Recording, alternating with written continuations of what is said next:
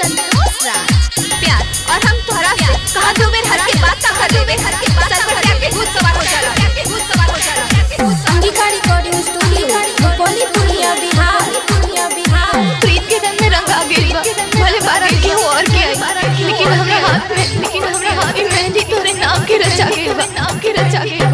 चली देवी ससुर आगे जान शादी होते भोरे गे चली देवी ससुर आगे जान शादी होते भोरे गे केना के छुपाई बाओगे बतैया किया सलो रे गे केना के छुपाई बाओगे बतैया किया सलो रे गे चली जेबी ससुर आगे जान शादी होते भोर गे मोहब्बत जब अपन जोर लगावे सामने पूरा जमाना से झुकाए अब तक काजल को डोली उठ मुरझा जेते फूलवा जान जो बन साथ लगे मुरझा जेते फूलवा जान जो बन साथ लगे दिल में रही क्या गे छुरी दिल पे चले लगे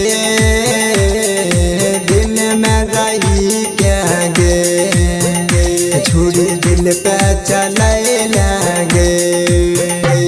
ससुर की कैलियोगे जान बनी गेल कठोर गे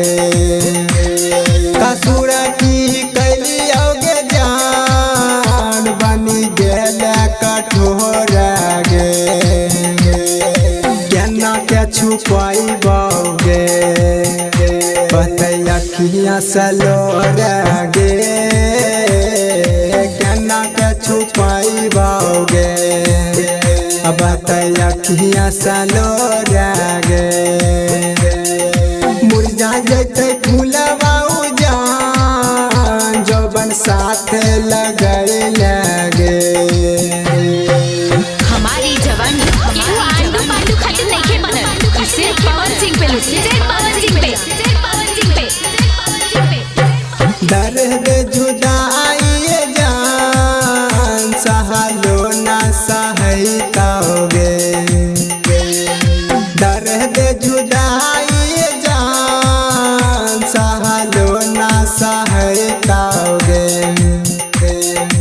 अजितया के लागे जान घुट घुट मर जैतोगे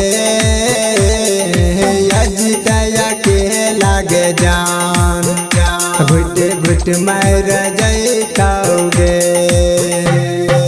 राइटर विपिन जी तू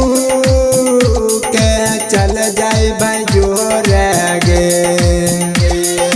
राइटर विपिन जी तू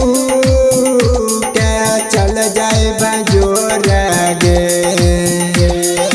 केना के छुपाई बाओगे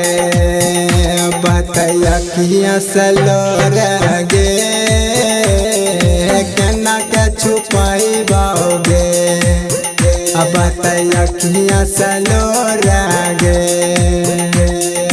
चली जेबी ससुर आगे जान शादी होते भोर गे